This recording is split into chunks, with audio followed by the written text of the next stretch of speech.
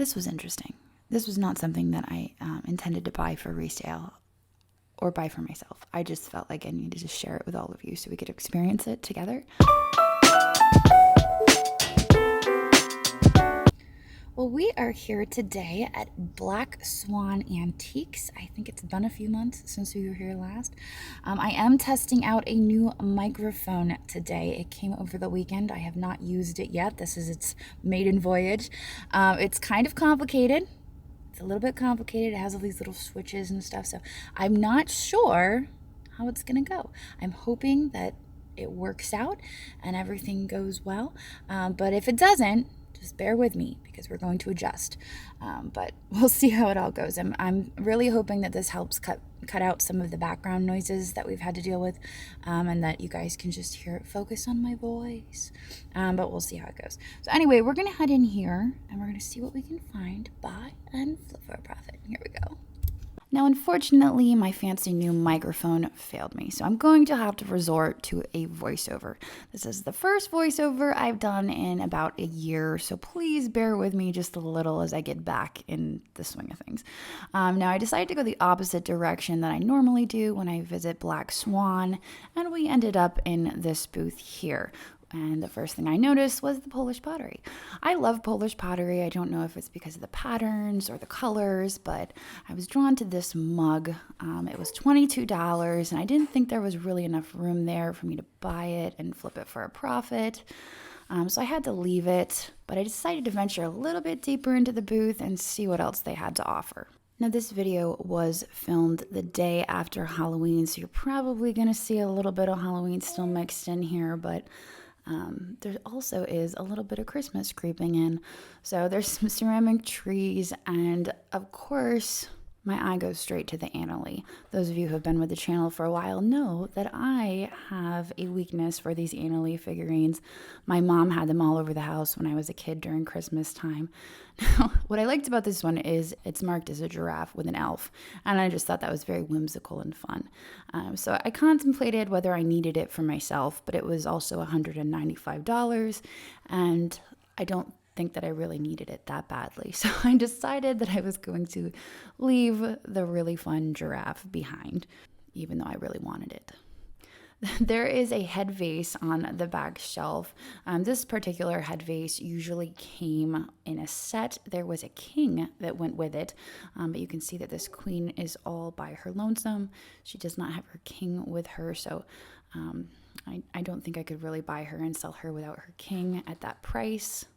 And a few more Annalies. These were very large reindeer for $78 each. I'm speaking in the plural because, as you can see, there are two of them. Now, I don't really have a collection of Annalies as much as I like them. I have a few of them, but not enough to really constitute a collection, I don't think. This witch was kind of neat, and I think the sparkles may have caught my eye. Once I touched the sparkles, I realized I'm going to have glitter on my hands all day. But once I'd committed, it was really too late, and there was no turning back. So I decided to pick it up and get a closer look at it. And I wasn't quite sure if this was an assemblage that someone had assembled or not. The paperweight, I was trying to determine without picking it up whether or not it was ceramic or glass, but ultimately I had to touch it and pick it up and get a closer look. It was $39, and there were no signatures or markings on it, so I really just wasn't all that sure at $39. Had there been some signatures or indications as to who had made it, I may have been a little bit more tempted at $39. And then I came across all of these little candles, and it was exciting because a few days prior I had been at Goodwill and I had found an entire baggie full of these little candles, and I think I only paid a few dollars for them, so it was exciting to see them all here priced at the antique mall. And I think they were asking $3 a piece, so if I was to split up the baggie and price them all at just $3 a piece, I could make some money on those. There's a gorgeous ceramic Christmas tree, but I feel like I already won the lottery with the Christmas tree that I bought earlier this year. That's 3 sections and like 7 million inches tall. So I was just admiring this one. I thought it was nicely executed. I've seen this before. I've bought and sold this before. And at some point, I knew who made this, but I don't know why I was drawing a blank on this. I could not remember who makes this. I believe it's a cookie mold, and I'm not sure. You guys are gonna have to let me know in the comments and refresh my memory on this, because I was just drawing a blank and it was very frustrating. This dog planter, I love the detail on it. You can see there it is Grant Crest, Japan, and it just has a lot of detail there with the little, with the shh, shh, with the little curlicues. I thought that was adorable. And a sheep. Here are some figurines, and I had something very similar to this listed recently that I thought was Japan, but these are actually, I may have to take a break from doing a voiceover.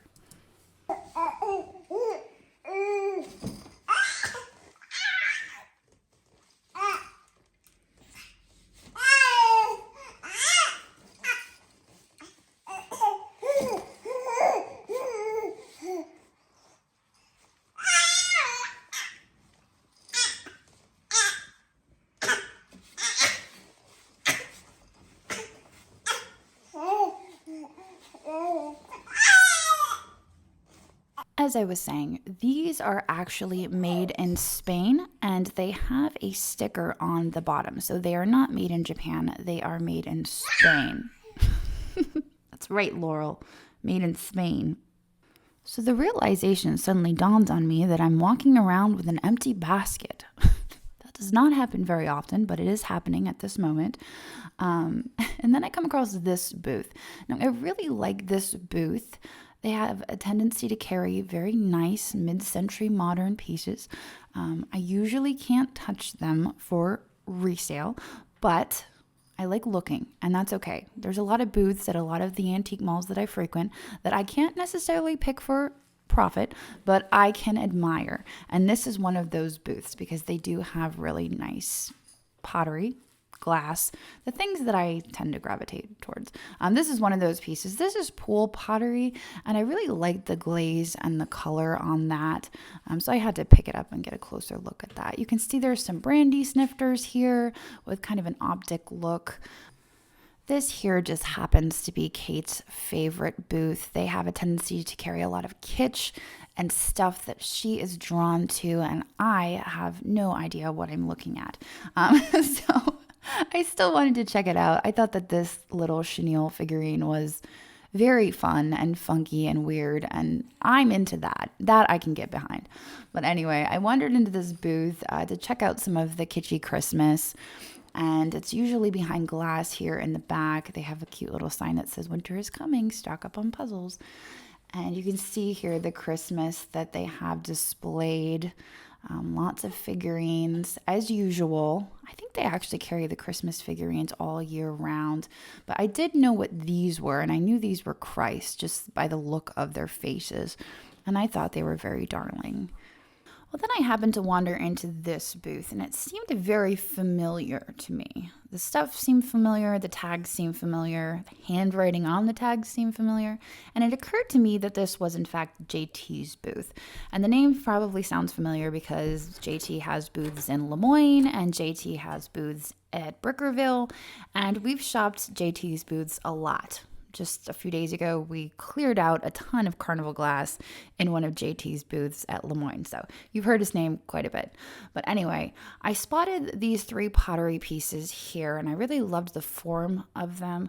The bottom is marked Mobach, and that's not something that I really recognize. So I decided, you know what, maybe I'll look these up before I commit because they are priced separately, and I believe they were $18 a piece. So it's something I need to look up before I commit to because that is a little bit spendy when you add it all up. But I really did like the form of them and the fact that I was unfamiliar with them. That's always exciting. When I looked up, I noticed 3 artworks on the wall, and these are kind of the epitome of Pennsylvania Dutch artwork. Obviously, these are Amish scenes. There's a buggy on top, and none of the faces actually have faces. So this is definitely Amish artwork. They are signed by an artist that I do not recognize. And so these can sell really well, especially in our area. And I felt that they were at a reasonable price that I could still buy them and flip them for a profit. There's a pretty strong market for this Pennsylvania artwork, so I grabbed them.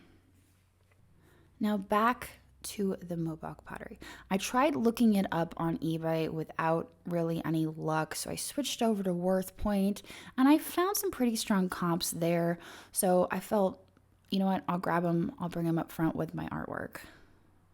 And after dragging all of that up front, I returned to the booth to see what I had missed, because JT has a tendency to cram everything in, and if you don't just take a moment to take it all in, you could definitely miss stuff. So you can see the artwork is now missing from the wall. In the back, I noticed that there was a Fenton basket with a satin finish, and I do apologize for picking it up by the handle. I actually apologized in the video. The audio is gone now, but I did apologize, and I'm apologizing to you now in the voiceover. There's some primitive snowman decor and Santa decor. Primitive has really become a style more than an age. This is like a primitive style of decor. And I wasn't really sure those had much age to them. Maybe the Santas had some age, but it's not really my style. So here's a Santa blow mold. And actually, I forgot that I bought this until I'm sitting here editing this video and doing the voiceover. But I bought this for myself. I bought this for my own decor. And I think this would actually look cute, maybe sitting in our window for Christmas. So I have to go hunt this down so that I can get it out on our porch before Christmas. But that was the purpose of purchasing that. Here was a salt glaze pottery, and I think this is Beaumont Brothers pottery is what I'm reading on the bottoms. That's like a BBP.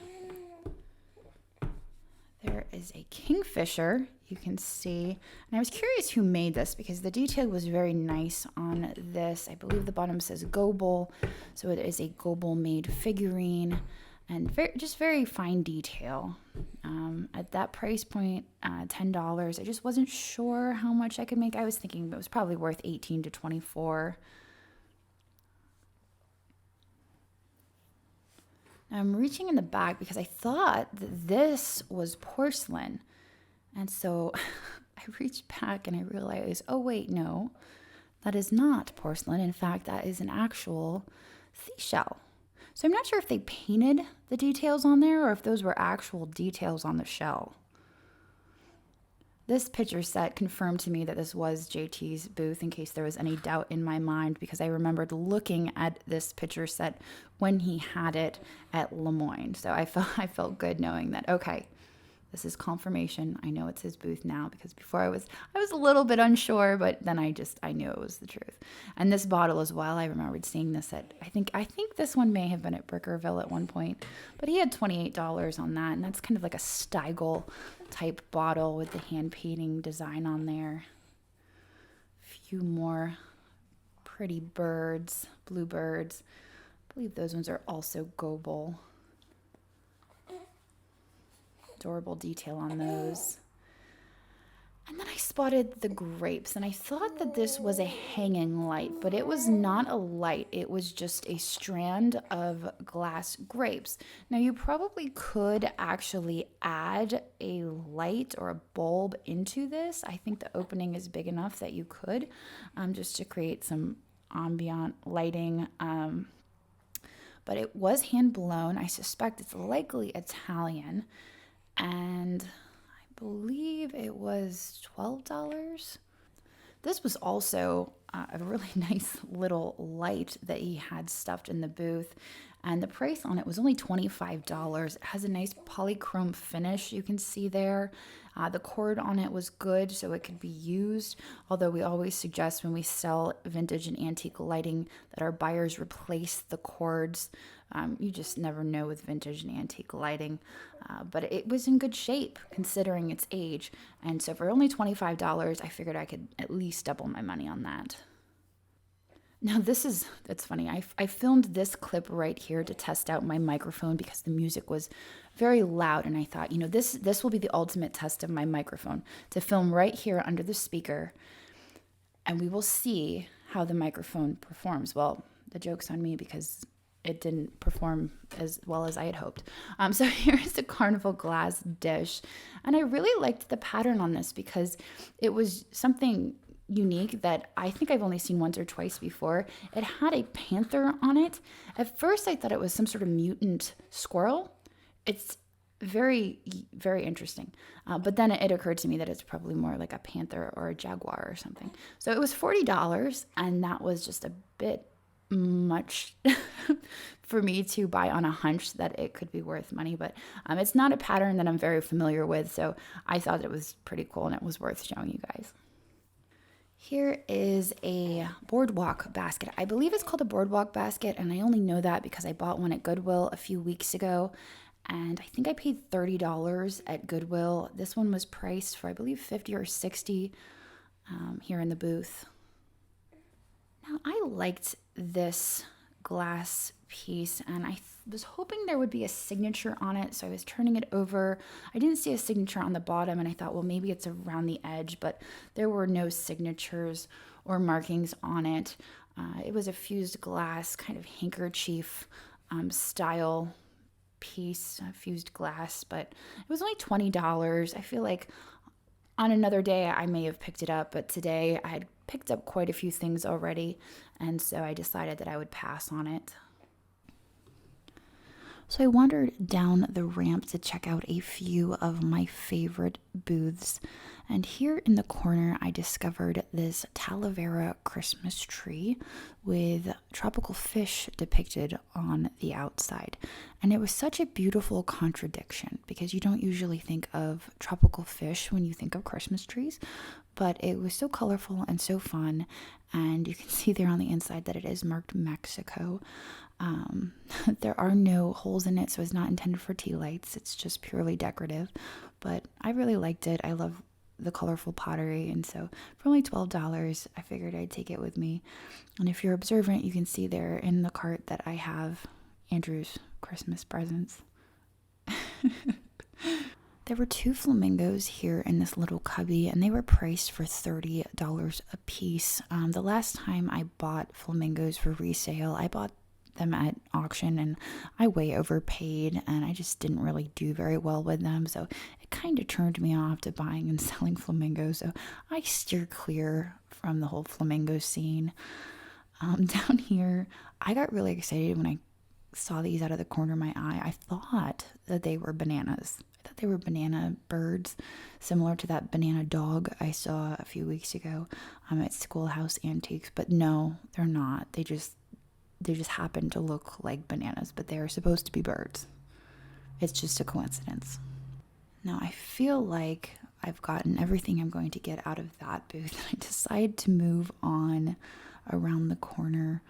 I considered just heading back up the ramp, but I decided to make my way around the corner, see what else I could find. And I'm glad that I did, because I happened upon this booth, and in the very corner of this booth, I spotted this monstrosity. And this is something I've never seen before. You can see there on the tag, it is a Hager piece. It is huge, and I don't even really know what to say about it. It's a figural Hager piece with these 2 little side baskets. Obviously it has grapes in it, and those grapes, we could do without the grapes. It definitely needs some succulents. But I was so excited to find this. It was $100, and I bought it for myself. I will tell you that I did buy it. I ended up buying it for myself, and it was massive. I've found them in smaller sizes before, but this was just really exciting. So I'm so glad that I decided, you know what, I'll go around the corner and I'll see what else I could find.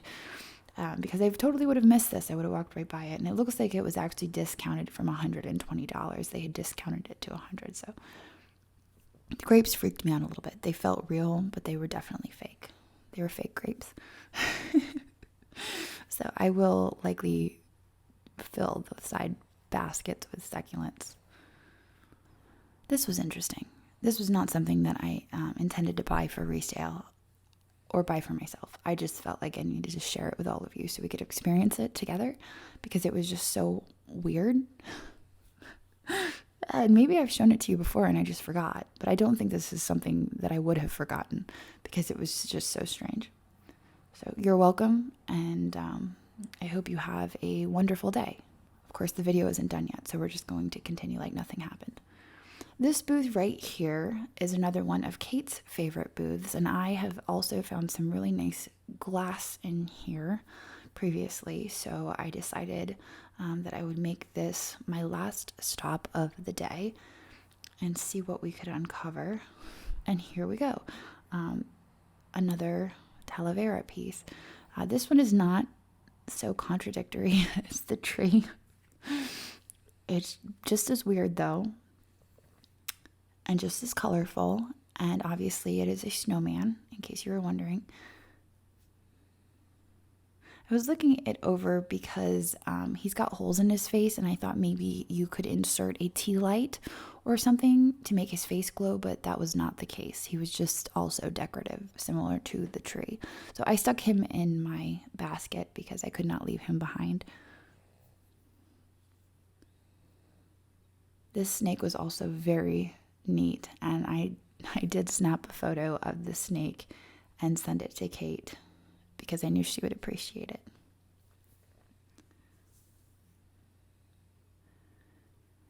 Here are some fun figurines.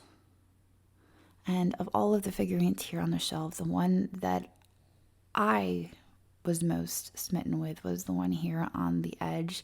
$15 crawling baby figurine. I think because it reminds me of Laurel. This is kind of the stage that she is at the moment. She's kind of on her belly and just grabbing for stuff, and so it just reminded me of Laurel. But it was $15, and I wasn't quite sure what the resale value of that would be because I haven't done anything with figurines in a very long time, at least not in the kitschy realm, so I ended up leaving it behind, but I thought it was very adorable. Here amidst the dog figurines was a Dala horse that was kind of out of place, just hanging with the dogs.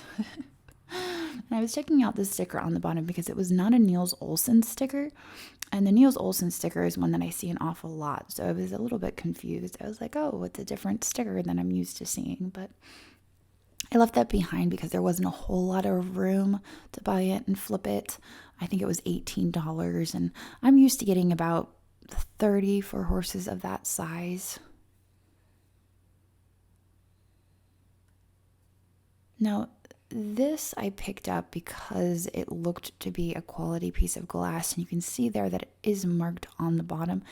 It also says on the bottom second, which I thought was interesting because I was curious whether that meant that it was a second quality. A lot of the times pieces marked second are of second quality, which means they're not their best piece. They're a piece that they put out and they're not the proudest of. But I thought it was a really nice piece of glass, and so I bought it for $7. So finally we're back out to the car, and you can see that I have the donkey here strapped in because he would not fit into a box.